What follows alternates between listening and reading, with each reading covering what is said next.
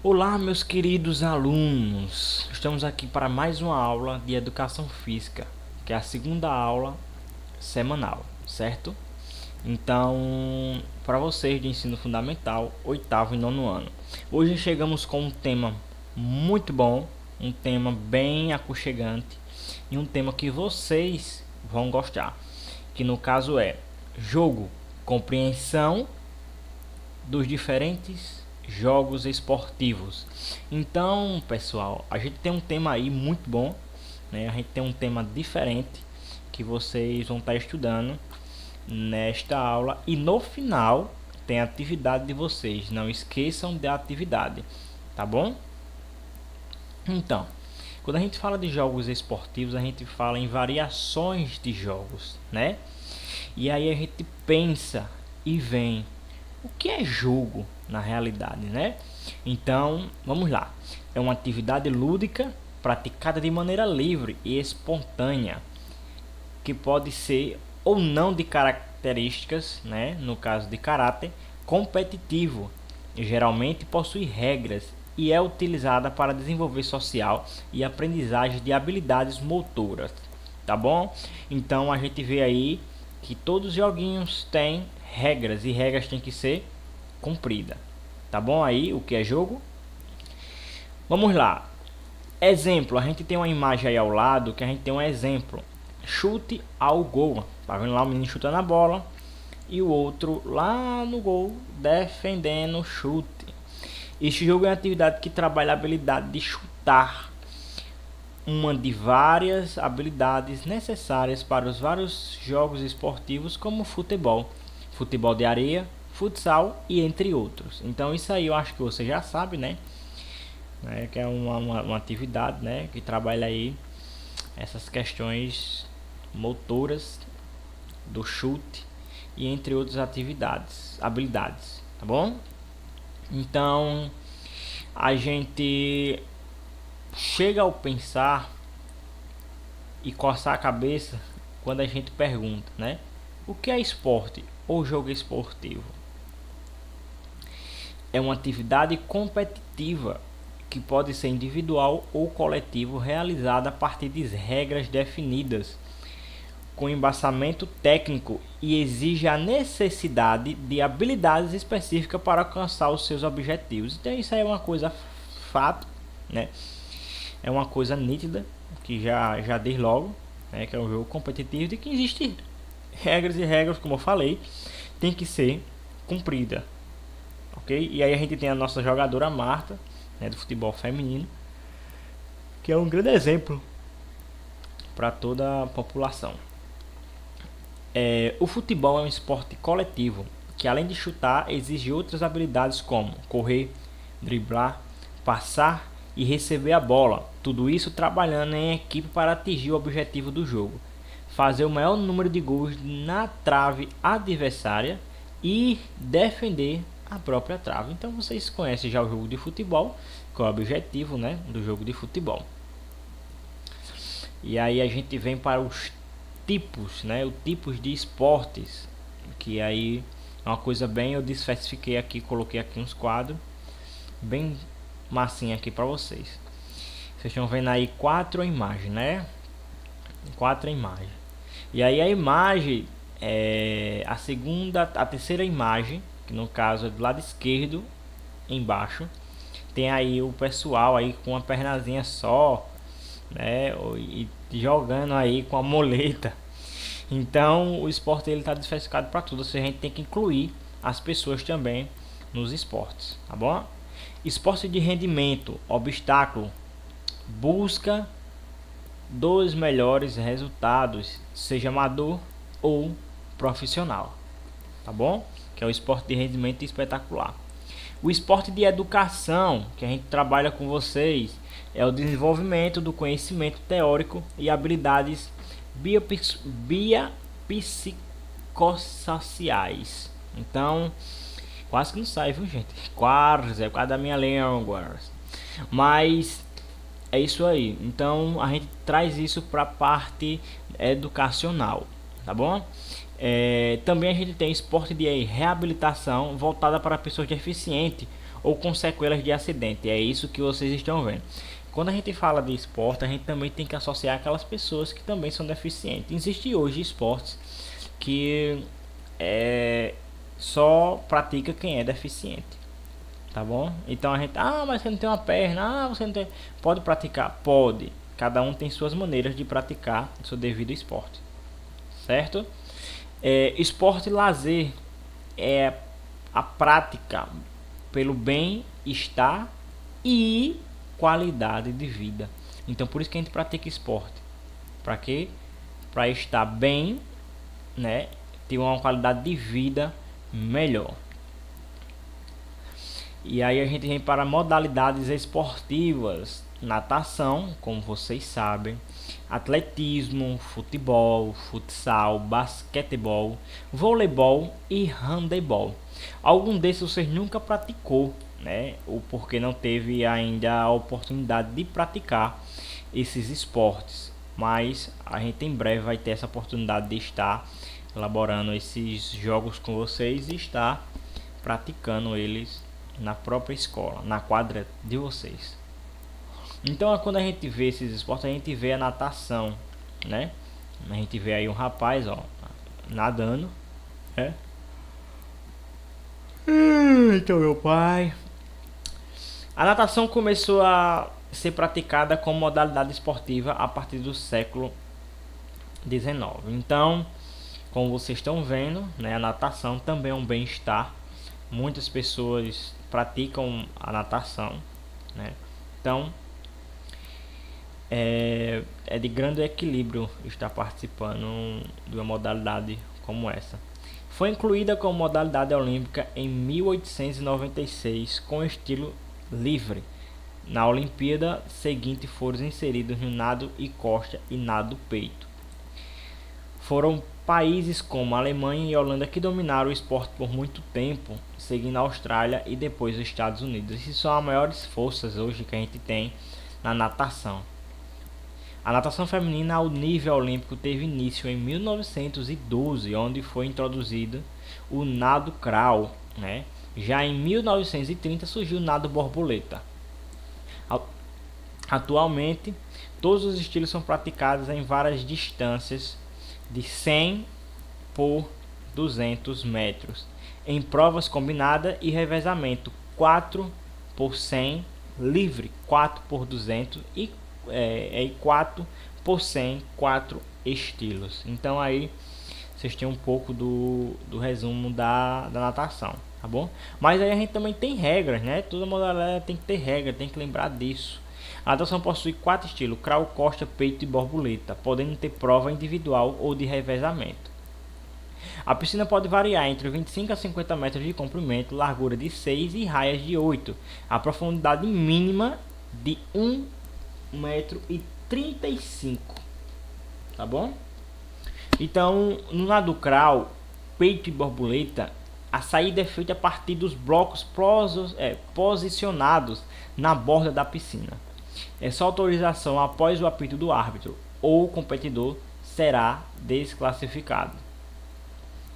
No nado costa e na prova de revezamento 4 estilos, a competição inicia dentro da piscina. Na variada, né, no caso na virada, o nadador deve tocar na parede da piscina com qualquer parte do corpo e não deve ficar submerso por mais de 15 metros. Então aí a gente tem um pouco também a natação. E agora a gente vai para a seleção brasileira, né, que também está na potência agora mundial, né? E aí que é importante a gente saber disso, não só saber dos países de fora. Cada esporte e seu regulamento por órgãos específicos. A natação é regida pela FINA, né, que é a Federação Internacional de Natação. No Brasil, a CBDA, Confederação Brasileira de Esportes Aquáticos. E o acordo olímpico dos 50 metros é do brasileiro César Cielo. Ele fez a prova em 21 e 30 segundos no Jogo Olímpico de Pequim em 2008. Né? Então, no caso, se comemora dia 8 de abril, no caso agora, semana passada, o dia da natação. Tá bom, pessoal? E aí a gente vem pro atletismo, né? A gente vem pro atletismo. No atletismo hoje a gente tem aquele rapaz chamado Bolt, né? Que ali é ninja demais, corre demais e treina especificamente direto, né?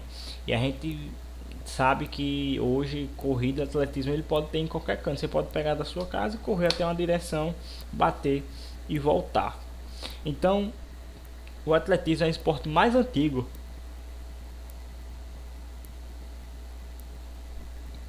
realizado há milhares de anos. Teve seu início na Grécia em 776 anos antes de Cristo, nos Jogos Olímpicos. O atletismo fazia parte do pentatlo, o principal evento da época, que era composto por corridas, salto em distância, arremesso de peso, lançamento de dardo e luta livre. Após a conquista da Grécia pelos romanos, os jogos continuaram até 394, né, de Cristo, quando o imperador Teódesios aboliu os jogos. Passaram-se 8 séculos sem que fossem realizadas competições de atletismo, porém voltada à prática no século XIX na Grã-Bretanha. E logo se tornou-se um esporte favorito dos ingleses, que em 1834 redigiram regras mínimas para a prática nas universidades. Logo depois se alastrou pela Europa e América do Norte e voltou às Olimpíadas em 1896 em Atenas. As provas de atletismo, né? Existem provas de atletismo. O atletismo é composto de várias provas de pistas e provas de campo. Aí a gente vem atletismo, a gente tem pista, que é a de rua, a gente tem campo. Aí da pista de rua a gente pula para corrida de velocidade, fundo e meio fundo, corridas rasas. No campo, salto, arremesso e lançamento. Já na pista e na rua a gente tem velocidade até 400 metros, meio fundo de 800 a 1500 metros, fundo de 500 e 10.000 metros. Maratonas de rua, né? No caso, hoje existe maratona de rua. Corrida rasa, né? Sem obstáculos, 100, 200, 400 e revezamento 4 por 100. Com obstáculos, barreira de 100 e 400 fosse a com barreira, né?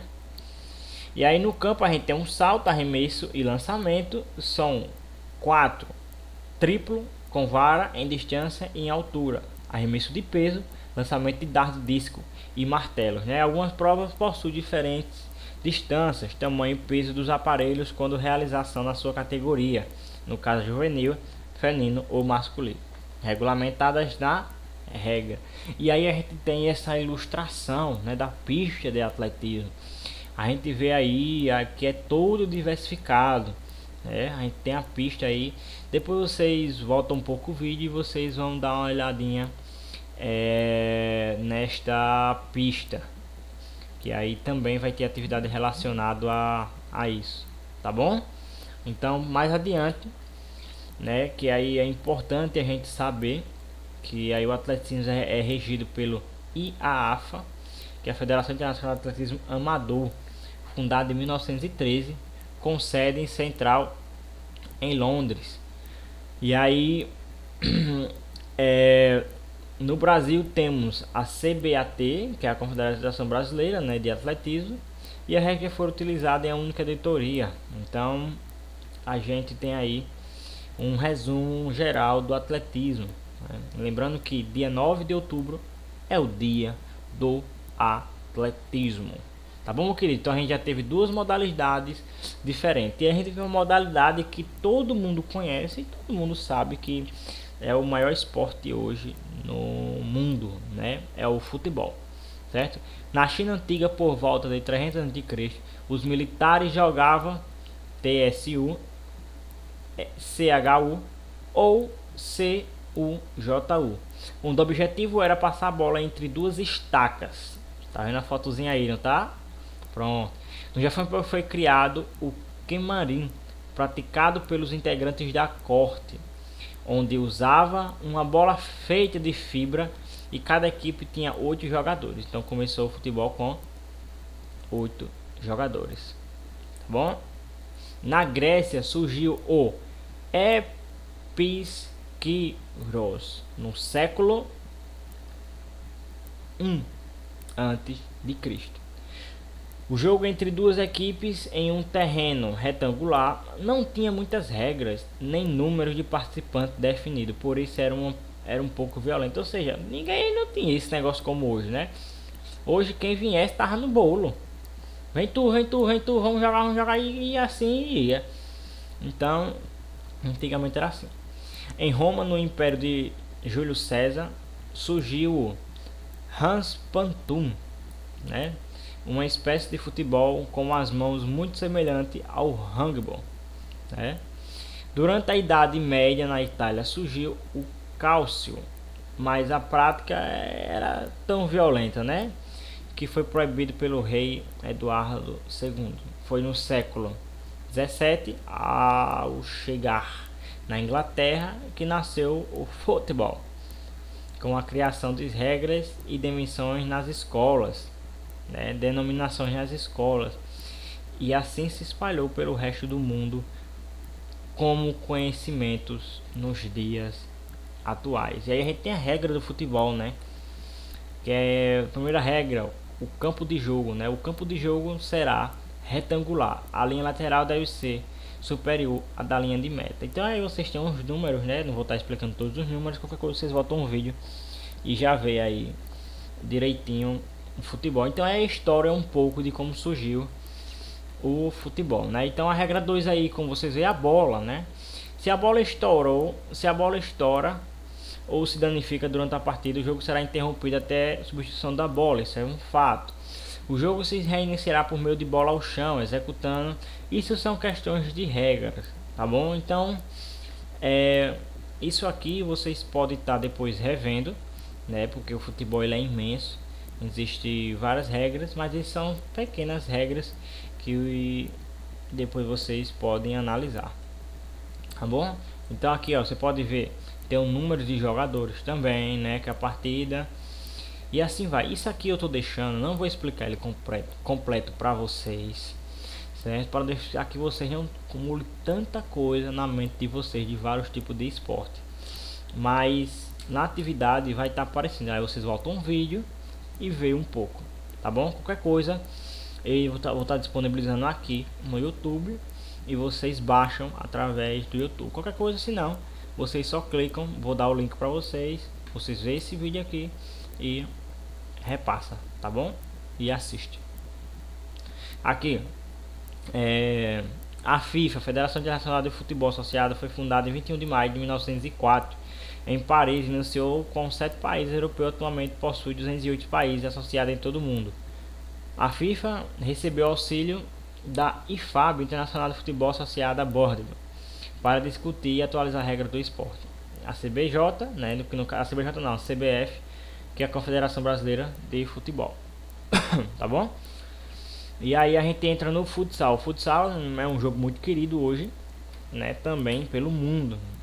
Todo mundo conhece o futsal, né? O futsal surgiu em 1931, que aí veio com a Associação Cristãos de Maçom em Montevidéu, lá no Paraguai, no Uruguai. Então teria sido criado pelo professor Juan Carlos com o nome de Indoor Football. Há registros na literatura que indicam que no Brasil, em 1936, já havia regras de futebol, o jogador em quadra. Em 1949 foi organizado pela ACM, que no caso é os maçons. O primeiro torneio de futsal no Rio de Janeiro para meninos de 10 a 15 anos. Em 1931 foi fundado no Rio de Janeiro a Federação Internacional de Futebol de Salão, a FIFUSA, que estava ligada à FIFA desde 1999, quando oficializou o termo de futsal. E aí também, aqui dentro das regras, né, do futsal, tem aqui essas linhas, né, os comprimentos e a largura, tá bom? Então aí também vou deixar para já encurtar esse vídeo e depois qualquer coisa vocês voltam para olhar esses quadros, né? São muitos quadrinhos desta forma para explicar a vocês, tá bom? E aí o mais importante é saber sobre o futsal. Muitos jogadores que ganharam destaque mundial no futebol de campo teria surgido nas quadras. Um exemplo, Robinho, né? O Robinho, que era do Real Madrid, Ronaldinho Gaúcho, que era do Barcelona, o Ronaldo, que era do Milan, né? Que é o Ronaldo Fenômeno. Mais nomes de outras gerações, como o argentino Diego Maradona, o Zico, ex-jogador do Flamengo e da seleção brasileira, também já chutaram suas bolas no salão. Claro, né? A gente sempre começa a maioria no salão. Atualmente o futsal cumpre todas as exigências feitas pelo Comitê Internacional para que o esporte seja incorporado aos programas dos jogos. Uma delas é que a modalidade seja praticada em mais de 100 países nos 5 continentes. Essa propaganda do esporte tem muita influência brasileira, tá bom? Então, mais ou menos o futsal se resume em isso. Basquetebol, professor, não sei jogar basquete não. Rapaz, eu também não sei jogar basquete não, mas sempre na aula de educação física eu sempre me inventava de jogar basquete. Mas vamos lá para explicar a vocês mais ou menos o basquete. O basquete foi inventado pelo professor de educação física, né, canadense James Naismith em 1891 na Associação Cristã de Maçons. A bola usada era a mesma do futebol, o objetivo era acertar a cesta de madeira pregada nas paredes. Em 1897 foi definido 5 jogadores por equipe. Logo o jogo se espalhou pelos Estados Unidos, Canadá e outras partes do mundo e era praticado tanto pelos homens quanto pelas mulheres. Em 1934 aconteceram os primeiros jogos intercolegiais no Madison Square Garden. Tá bom? Então aí para vocês terem uma ideia de como é o basquetebol. A bola não era como essa de hoje, né? Mas as bolas eram jogadas com a de futebol. Tá bom? Os Harlem Globetrotters foi fundado em 1927 e fazia muitas apresentações com seus jogos divertidos e marabalismo. Em 1946, várias ligas associaram-se e se uniram-se a formar o que é conhecido a NBA. Regras. A quadra de basquete é uma área retangular que pode ter 22 por 13 até 29 por 15. A cada extremo há a tabela vertical onde fica presa a cesta a uma altura de 3,5 metros. A bola pesa entre 567 a 624 gramas e possui circunferências de 79 centímetros. Bom, a cada equipe joga com 5 jogadores, um armador, 2 alas e 2 pivôs. O jogador pode fazer cesta de 1 ponto, né, no livre, de 2 pontos no ato do arremesso ou na bandeja, 3 pontos no ato do arremesso em jogo atrás de linha de 3 pontos a 6,75 metros da cesta. Então o que é importante saber, como vocês estão vendo aqui, qualquer coisa tem uns links, já disponibilizei para vocês o link e a fonte de onde a gente pega essas atividades, no caso alguns vídeos para vocês dar uma olhadinha, tá bom? E aqui é falando sobre a importância, né, e sobre as ligas oficiais. Depois qualquer coisa vocês podem estar vendo. E o dia é o dia 12 de outubro, internacional do basquete, né, das crianças, como chama. E a gente pula para o voleibol. Voleibol é o vôlei. O vôlei foi desenvolvido em 1895 por Williams, né, lá nos Estados Unidos. No início era jogado com uma bola de basquete e outra rede de tênis. Em 1830, em tênis a 1,83 m de altura. Então, como vocês podem ver aí, já puxou do outro esporte, a bola, né? O primeiro regulamento surgiu em 1896 e em 1912 foi criado e introduzido o rodízio. Em 1922 foi definido o número de toques na bola. E aí em 1938 foi estabelecido o bloqueio. Foi incluído nos Jogos Mundiais da Juventude em 1952 em Berlim em 64, considerando dentro dos programas olímpicos de Tóquio. É um esporte bastante popular e versátil, tá bom? E aí a gente tem as regras, né? A gente tem as regras do voleibol. A quadra de voleibol é retangular de 18 metros de comprimento e 9 por largura.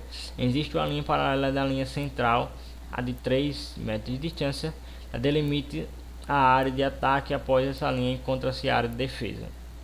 Então aqui vocês podem depois verificar e pode estar vendo nas atividades, né? Então aí vocês podem ver mais ou menos esse esquema de rodízio, né? Aqui como é o jogo, ele está explicando tudo direitinho como é que é o cortador, né? O levantador e o rapaz que defende, o sacador e o rapaz que recebe também, tá bom? Também, como vocês sabem, tem o vôlei de praia, né? O vôlei de praia em dupla. Então, o dia nacional do vôlei de praia é dia 27 de junho, que vai chegar ainda. Handebol, o Randy, famoso handebol. Nunca fui bom em handebol não, mas de vez em quando, desculpa pessoal, eu era muito bom em futsal, em futebol. Agora handebol não era muito bom não, mas eu jogava.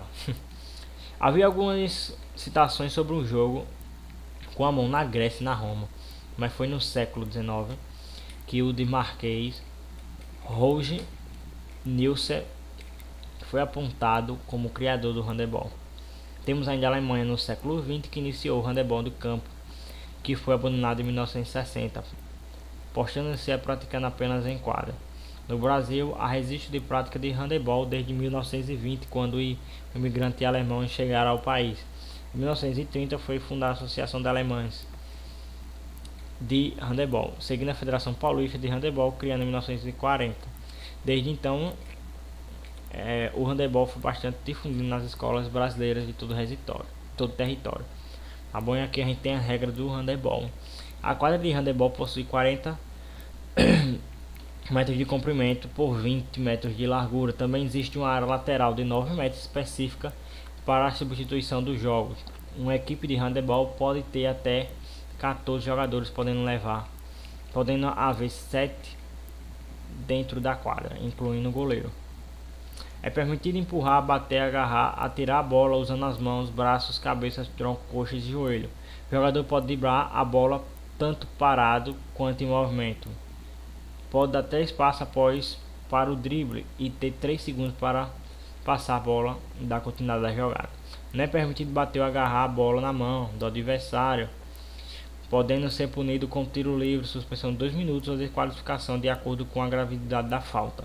Então a gente tem essa regra, né, do handebol. É bonito jogar handebol. Quem joga handebol eu admiro bastante.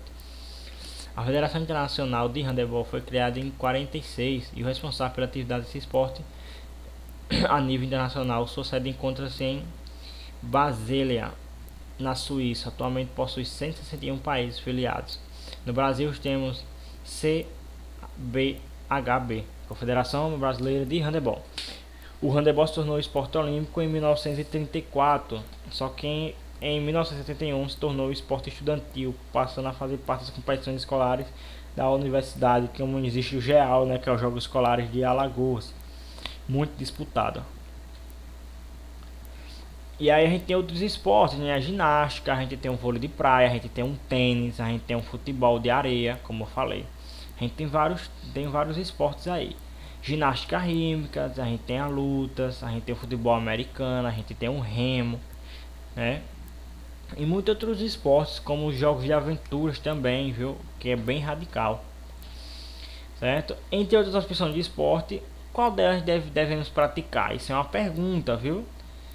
Na verdade, o esporte é fundamental para a nossa saúde, nos proporciona uma aprendizagem de habilidades motoras, nos ensina sobre a cooperação, respeito, trabalho em equipe, disciplina, liderança, solidariedade, esforço, como lidar com as vitórias e derrotas, além de muitos outros benefícios. Por isso, devemos ter contato com o maior número de esportes possível, enfim, de aprender os mais diferentes movimentos, desenvolvendo habilidades específicas no futuro. Então, como vocês sabem, a gente praticamente aí tem um esporte para praticar, né? Um esporte aí que deve seguir, como vocês estão vendo os benefícios do esporte.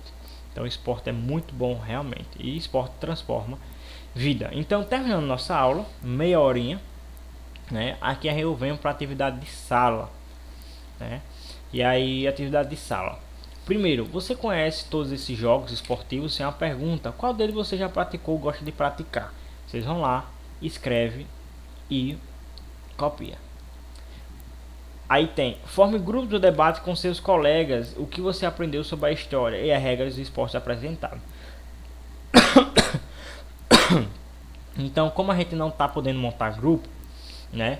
Mas fica o legado, porque quando a gente voltar às aulas, a gente vai estar montando esses grupos. Então, vocês vão lá na história e ver o que vocês aprenderam, tá bom?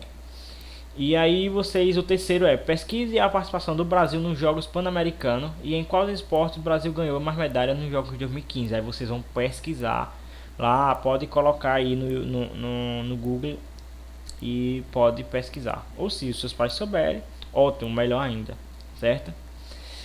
Destaca a importância dos jogos esportivos para a convivência e a cooperação entre os povos, tá bom?